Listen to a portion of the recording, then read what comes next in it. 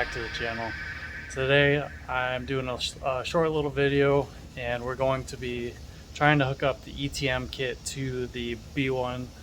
I've been getting this question a little bit here and there, seeing if others can just go ahead and swap theirs over and if it works. So short answer is yes, but it's a little bit more technical than that. So what I ended up having to do is go through my Hall and my phase wires, and I tried a bunch of different combinations. So I finally got one that actually works, and so far it seems good. I've taken it for a few rides and it's pretty smooth, feels like it should. No weird noises. The motor does seem to be getting a little hot, which, you know, it's kind of normal even with the mototec itself. Excuse me, that thing was always hot no matter what I did.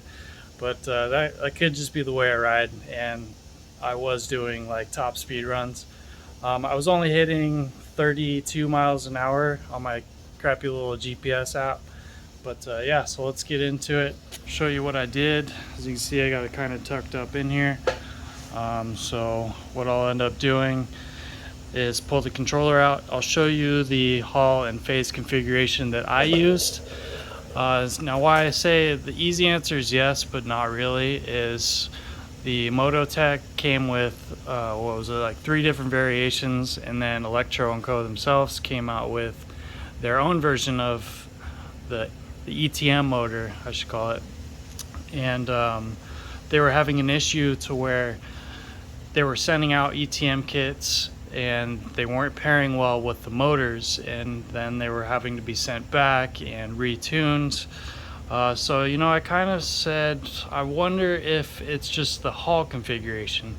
Maybe some of the motors have the Hall in a different, I should say the Hall and the phase wires in like a different orientation. So that's what I went and did with this thing, is try to figure it out. If you watch the mototec stock controller that I did on the B1 itself, you know I had to flip some of the Hall and phase wires to get it to spin the correct rotation, since this is opposite side chain. So I had to do somewhat the same thing. First thing I did was try my configurations to get it spinning backwards correctly, and then what I did was switched from the Halls, I switched. And I can't even remember what I did. I'll go ahead and show you.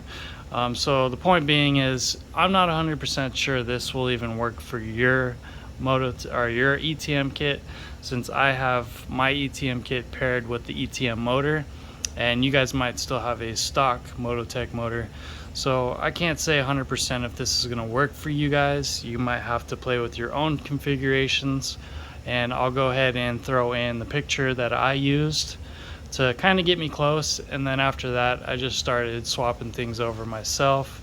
It's definitely a big trial and error kind of deal, but just to show you real quick, turn it on. She's working. And of course, being the ETM kit, this is plug and play, so you will end up swapping out the stock throttle for your ETM throttle. You'll have your voltmeter on here as well with your on and off switch. Now of course you can use the stock key switch, and I'll show you how to do that here in just a second. But other than that, it hooks right up. Obviously I have my own voltmeter that I'll be doing with my far driver kit, so don't pay attention to that, pretend it's not even there. And then of course these won't work with your ETM kit either. So none of this stuff matters. All that matters is your on and off, your voltmeter, your 3-speed switch with your throttle. Cool, let me pull the controller out and show you guys how I have it configured. Alright, got everything pulled out, and the first thing I want to start with is the on and off switch. So with your ETM kit, you only have a couple of plugs. You got your 6-pin, you got this 3-pin, and you got a 2-pin plug right here, not counting your Hall plug right over here. So we know that our 2-pin goes to our on and off switch right here. So very simple. And if you go to your B1 key and you follow it and you pull out your wire harness or pigtail behind it, you'll notice that is also a 2-pin. Now I'm not going to go ahead and do that this time in this video, but all you need to do is D-pin this right here, and get yourself some waterproof connectors. I can't preach this enough. It's such a savior having just a box of them laying around. That way you can actually just cut these, put the appropriate pins in and the side of the connector, pop it in, and then you have yourself an on and off switch. That way you can get rid of this handlebar mounted one and use this one. So now we'll go on to the hull configuration. So this actually ended up matching up, so I didn't have to do anything. So we got green to green, blue to blue, yellow to yellow. And again, this might not work for yours, but if you have an ETM kit that's paired with an ETM motor, this could potentially work for you. So from the controller, we have yellow to motor green, then we have blue to blue, very simple, and then we have controller green to yellow. Now, I'm not too sure why it took me so dang long to figure this out, but it finally did work. When you're doing this, if this doesn't work for you and you're trying different combinations, you want to make sure that when you twist the throttle, the motor doesn't get stuck into place. Another issue I was having is it would rev up, and after a certain RPM, it would get stuck and just continue to spin unless I quickly shut it off. So you want to be wary of that. But yeah, so far it seems good. I mean, you can definitely tell there's some heat in the controller and there's some heat in the motor. They're pretty warm. But yeah, it seems like everything is running pretty good. Now, my buddy Jordan did mention that this might be something concerning, especially for your B1 motor. You don't want to blow this thing. As these controllers are tuned for the mototec motors, which spin at very high RPMs, so they take a good amount of field weakening. Where these ones, we don't want to spin this one up as fast as the mototec. So this thing is probably limited to like 6,000 RPM, maybe 65, where the mototec was pushing like 72, probably closer to 8,000 RPMs. And I think it would be really bad for this controller to be pushing that kind of weakening onto it. So it's something to be wary about. If you do decide to do this, I wouldn't recommend doing a lot of top speed runs. These Voltos are great little controllers, especially for the throttle control. They're pretty nice, and with this motor combined with it, it is torquey as hell, man. I'm going to show you guys some wheelies here in a second, but as you notice, I got the street tires on. So let's go ahead, stuff this back in here. I'll go ahead, throw on the helmet cam, and we'll get some wheelie clips. Before I go and hit some wheelies, do a test drive real quick, I wanted to show you guys that I ended up cleaning it up, and I wired my key switch and my voltmeter into it instead of the on and off switch and the handlebar mounted voltmeter. Just a quick show you how I did it. So as you remember from earlier, we only have those 3 plugs. We got the throttle 3-speed plug, we got the 3-pin for your voltmeter, and what I ended up doing is just going from my voltmeters red and black down to the controllers red and black. White is left alone, there's nothing in there. So I went ahead and pinned these 2 wires, and then our last one is our 2-pin. So what I ended up doing, because I already had a connector put on this one right here on the key switch, and obviously these are matching connectors, so that's not gonna work. So what I did is I made myself one of these. That way I can plug one into one side, one into the other, and I'll go ahead and do that real quick off camera, and then I'll turn the bike on and show you. Alright, now we got that plugged in. As you can see, just a little pigtail to connect the 2. Obviously, if you guys are starting fresh, you could just put on whatever other side the connector is. But we got our on and off switch, voltmeter's on, and we're good to go. Cool, let me throw the helmet on and we'll do some wheelies. We're all hooked up, ready to go. So you can see I got my key switch ready, got my voltmeter, everything's tied down. Go ahead, turn it on. If you can see that, we got 49.6. Throttle works, 3-speed works, and we are officially hooked up to our ETM kit. Alright guys, so let's give it a ride. So So far feels very smooth in mode 3.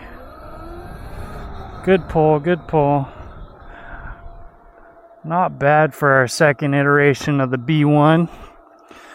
Now there's a few things I do want to stress. As smooth as this feels and as good as this feels and as excited as some of you may be to get a B1 and throw your ETM kit on here, the truth of the matter is the ETM kit is tuned to the mototec motor. Now that might not translate well to the B1 motor. Now, as I was saying, I think I might have said this, you know, the ETM motor, the mototec motors, those things are meant for high RPM. I mean, they respond well to weakening, to where this tests are showing that the B1 motor is only wanting to wrap out to like 6K, maybe a little bit more. So that could possibly translate to high heat if you're trying to do top speed runs, stuff like that. As you can see though, this thing is pulling some wheelies. It's been a while since I hit these wheelies on the street tires, but you can see she's working pretty good though. Everything sounds smooth. I'll check later, of course, for heat. Pulls pretty good. Obviously, this is on the 48 volt setup, so I'm only getting about 3 kilowatts. And it'd probably be pretty nasty on 72 volt.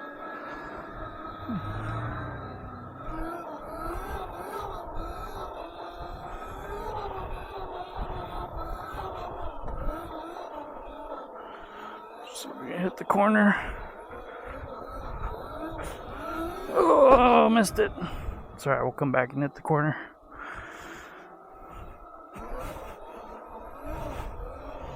Oh, your boy's so rusty. There we go.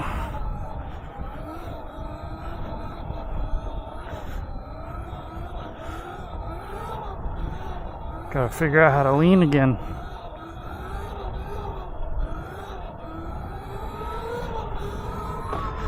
Oh yeah, guys. Well, I think you get the point. So far, the ETM kit feels like it's holding up, but I am smelling a little bit of motor. So let's go ahead and park it, and we'll check to see what's going on.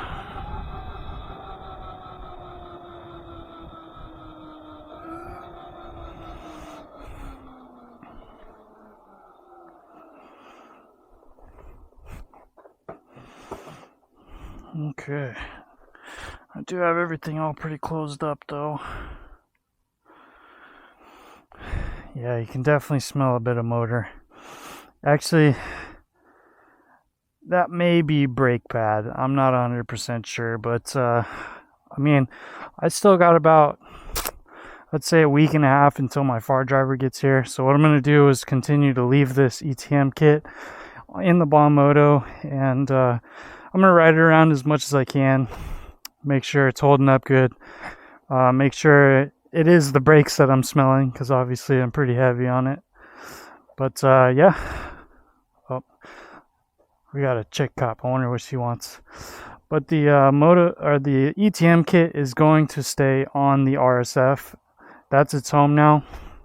But for now, we'll test it on the B1, see how it goes. So if you guys end up doing this as well, let me know in the comments how it works for you. If you're running the 1600 watt motor, if you're running the ETM motor, whatever it is, let me know if your phase wires match up a little bit different. Super curious. All right, guys, I think that's gonna do it. I think we barely managed to escape the cop. All right, guys, till next time. Peace.